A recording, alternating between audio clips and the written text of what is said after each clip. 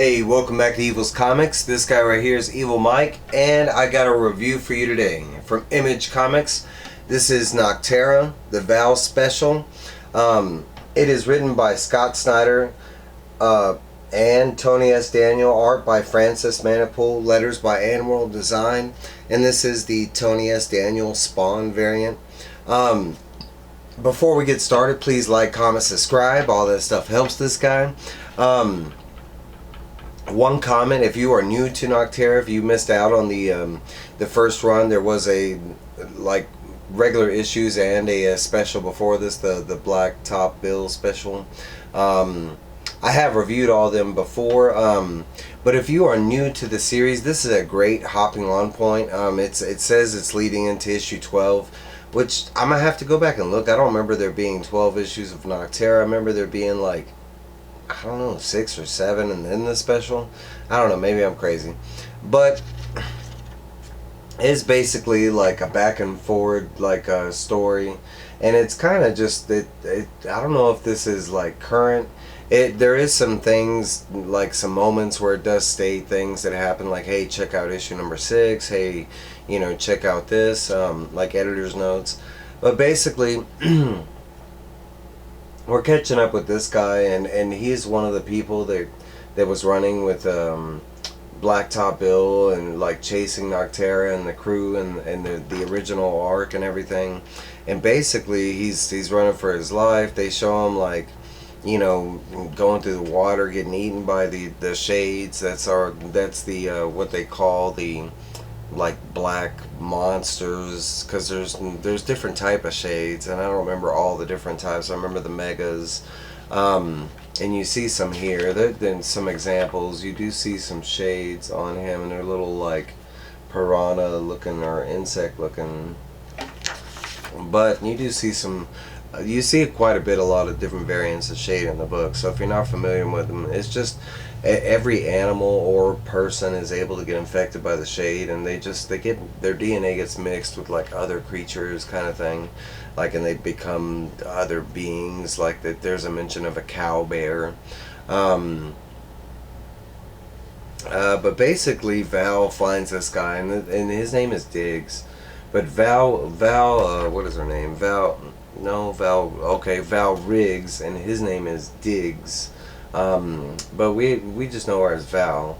But the whole story is like talking about the ferryman, and it's talking about the Greek mythology as far as carrying, and you had to put the coins, to get across the river Styx if you wanted to, make it to the actual place of hell.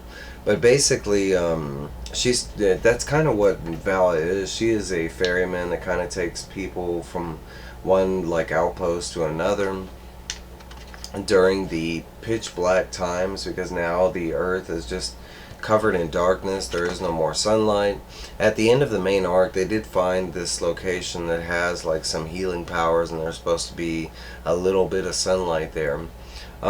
Like I said, the book does jump back and forth to the now and then, but this is basically like a story that takes place, like it says around issue 6 or something like that.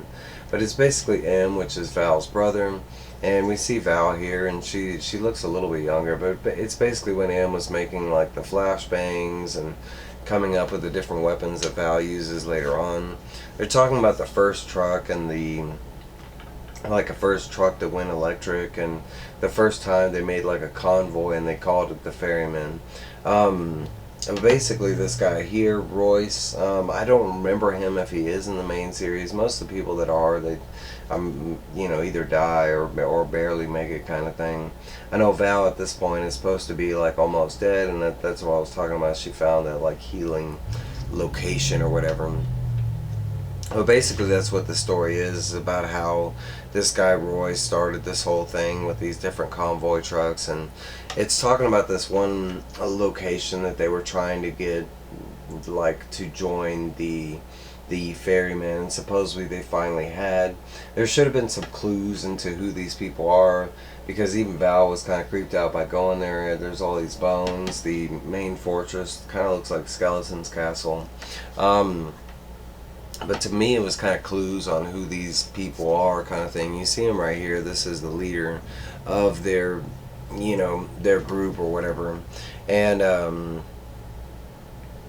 they're basically there to make an agreement for them joining the ferrymen.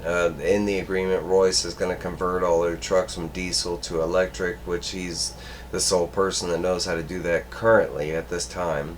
The book then jumps back into the now situation. Basically, Val is taking Diggs, and she's trying to get him medicine. He has something on his face that's infected, and it got more infected by the water he was crossing. So she's actually trying to get him some medicine so he can actually survive a little longer. So they stop in this one outpost. The guy Diggs is kind of mystified about the outpost, and she kind of explains that the ferryman had a bunch of them set up, and that's why they're still set up, because not a lot of people know about them. But while they're there, they find out that it is not such a friendly place, and there is a bunch of serpentine-looking shades that are there, and to the point where Val doesn't know if she's got enough ammo to take out basically a whole nest of these serpentine things. It jumps back to the then, and it's basically at the moment when Royce is supposed to be converting all these diesel trucks, and Val is kind of roaming around these people's castle and stuff, and she happens to stumble on, of course, some creepy ass dungeon where they've got people and bodies hanging and stuff like that, and it come to find out, and these people are eating other people. They're posing as an outpost or whatever, and when people come, they quickly turn them into dinner, and then they just get rid of and use their, if they showed up in a car or something, they either get rid of it or whatever. But they try to kidnap Val, and talking about they're going to eat her and she's going to be a fine meal and that kind of stuff. Her friend Royce somehow manages to come to her rescue, bashes that dude's head in with his helmet, and basically they took off running. There is a big commotion from the castle, a ton of shooting and stuff like that. Royce managed to get Val, and he had a dog with him that he calls Shotgun. But basically during the trip and them making it to the truck with all the guns, we do find out that Royce ends up getting shot. Val promises that she will get revenge on, I think they're called the Deacons. But basically she'll get revenge on the cannibals, and Royce is like, no. He was like, I want you to go back and convince them to join. And he was like, at first, I want you to isolate them. I want you to tell everybody that they're cannibals, and I want you to give them time to change and come back to the fold. And if they do that, then you should allow them, and that's what the ferrymen are all about, kind of thing. It jumps back into the now. And this guy states he kind of realizes what's going on, or what he thinks is going on. He's like, Val, look, I know the only reason you saved me was because you wanted to use me for bait, and just in a situation like this where you get overwhelmed by the shades. And he's like, I've done so many bad things, and bad things to you and other people. He was like, I get it. He was like, I sacrificed myself. And then as we see that, it's important to note that Val is saving him. She's running through and killing all the different serpents. You can see the blood and the but eventually it jumps back to the then, and it shows the situation, and this guy from the Deacons, and he's telling Val that that it's months in the future, and he's like, oh, we've suffered the punishment, we've been isolated, and we've seen the errors of our ways, we shouldn't have been eating people and stuff like that. At the very beginning of the book, M gives, when they were going through different stuff that he had created, M had given Val a whistle that was able to call shades, basically a mating call.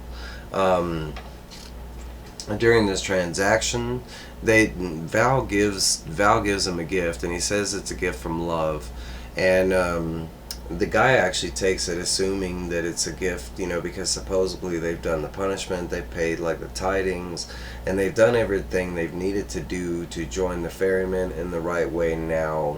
and supposedly have made up for their cannibal ways.